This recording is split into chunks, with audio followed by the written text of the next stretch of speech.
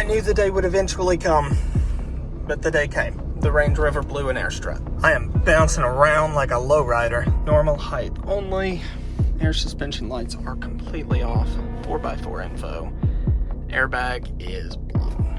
I guess the question now, honestly, is it time to trade the Range Rover? I've had it since 2016. I love it, but I feel like I have put thousands of dollars into it to not drive it over the past 2 years.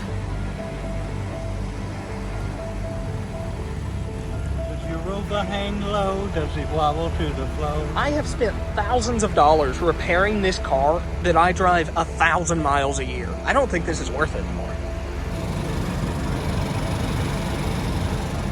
Good thing I just had it detailed yesterday.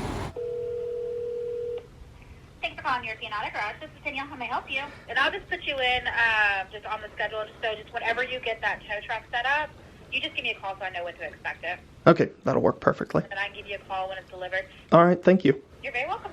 Bye. Bye.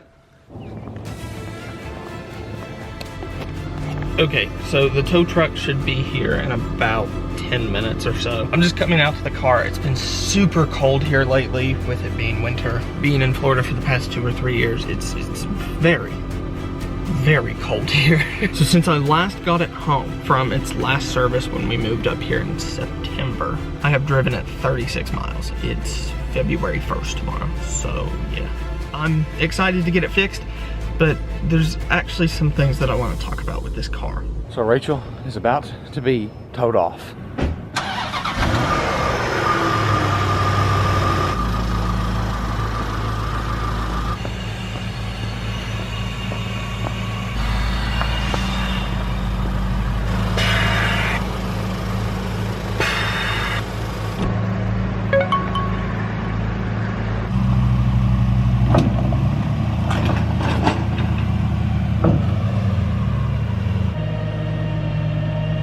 Rachel on a tow truck.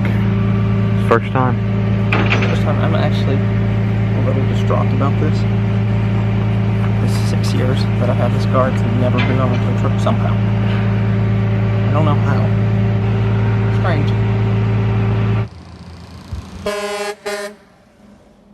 So the Range Rover shipped off on Monday or Tuesday. I can't remember the exact date, but it's now Friday morning and we're heading to pick it up. And I don't know if I'm excited or annoyed. And here's the thing. For the past few years, I have been doing maintenance after maintenance, and I know that is the story of Land Rover ownership. And if you want to own one, you gotta deal with it. I fully get that. But after years of constantly worrying about the next thing breaking, I'm kind of tired of it. And I want something that's with a warranty. And the thing is, I've just done a major service on the L322. After doing a major service on the L322 about 3 months or 5 months back, I feel like I'm constantly doing service on it. And if I'm honest, since I got it home from the last service, not including the drive, I've driven it 36 miles in 6 months. And that was usually for videos. I don't know. I feel like at this point, I'm almost just ruining the car by having it sit there. So I've been contemplating the last few days getting rid of it. It is still my dream car. It's just horribly impractical for me to own it at this point. Unfortunately, the car market doesn't agree with that. And it says that while the L322 is worth more than it's been in about 3 years, it's also a terrible time to buy just about anything. As usual with one of our trips to European Auto Garage, it has resulted in stop at Shell. But yeah, I cannot decide if it is time to sell the Range Rover or not. I've considered it for a while. I just...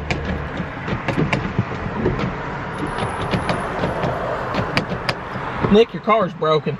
Push the button again. There you go. Hello. Is it snowing?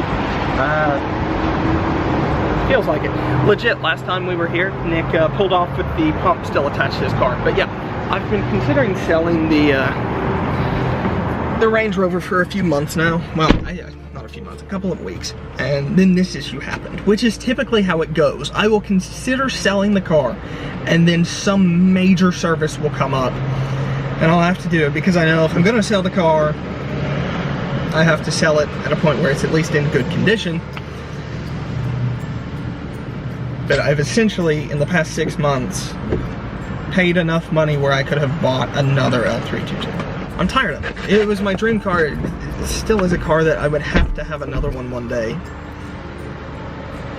And I'm just a little fed up, especially as little as I drive it. There's a lot of Range Rovers here this week.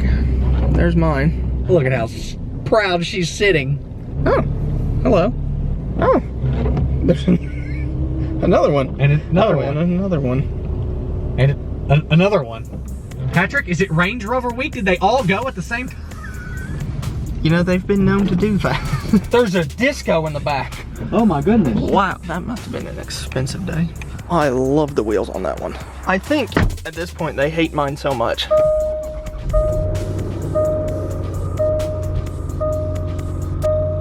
All of my stuff is reset. Okay, I think they hate my car so much at this point that they just throw it in the back of the parking lot. Every time I sit down in my L322, I am reminded of why I love it so much. It is ultimately a fantastic car. And honestly, I've done so much service at this point that it's in fairly good condition. For the past few months, after we bought the Sport, really, I've kind of had my Land Rover fix. And frankly, in a lot of ways, I'm tired of a lot of the Land Rover BS. And I understand it's BS that I signed up for. I'm not blaming anyone. I knew what I was doing when I bought the car. It's just to justify the amount you have to spend to keep these cars going, as little as I drive it, it's just, it doesn't make sense. And I mean, in the past 6 months, I've spent truly $8,000 fixing this car, and it's worth trade-in value about $8,000. Having to do all of these repairs, having to do all of these things over and over and over again, it's getting old.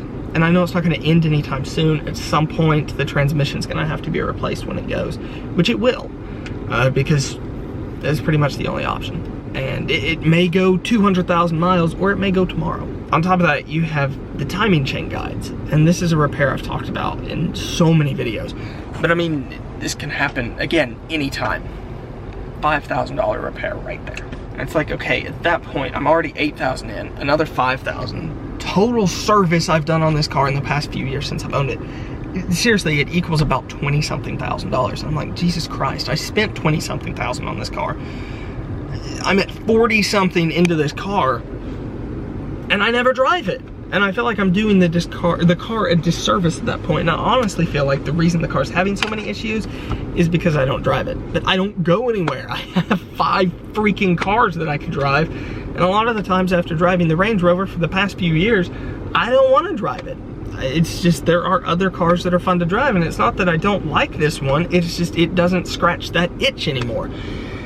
But I love it, and I have this emotional attachment to this car. It's made it through me, or it's made it with me through bankruptcy and so many different big life events. I have this emotional attachment to the car after this point that, like, selling it feels silly. I should have given it up in bankruptcy if that's what I was gonna do. At least that's how I justify it to myself. I don't know, I feel stuck. I don't even want to tell you the type of cars I'm considering because I'm so polarized on this right now. I want something in the complete opposite direction. And it's not me, but it's me in a sense of I want to try something new. And I'm ranting about a car in a parking lot of a Noodles and Company. Like, who am I at this point? I love it. I love my L322. And if I ever saw later on that the next owner had like totaled it or something, or just refused to repair it, I would be devastated. And that's how I feel like I'm not ready to sell it. But at the same time, I'm like, you know, that's just a risk you have to take to move on in life. And who cares? Like, why am I talking about this in a parking lot at a Noodles and Company in Knoxville? I hate Tennessee. What am I doing here? I'm gonna figure out what I'm doing. Let's head home so we can talk more about this. So the L322 is home, and I suppose now I have some serious things. It is really high. Is that how high it's supposed to be? We're home. The L322 is back. It's been 5 days, I think, since it left. I love the L322. And in fact, driving it home, I fell in love with it all over again, but I still just don't know. It may actually be time to sell it. So I'm curious. What do you think? Is it time to sell the L322 and move on to something else? Something newer? Better daily tech? Currently, I'm at a point where I'm stuck. Anyway, guys, thanks for watching this video. If you're curious about more problems or common problems on the L322, be sure to check out this video right over to the side.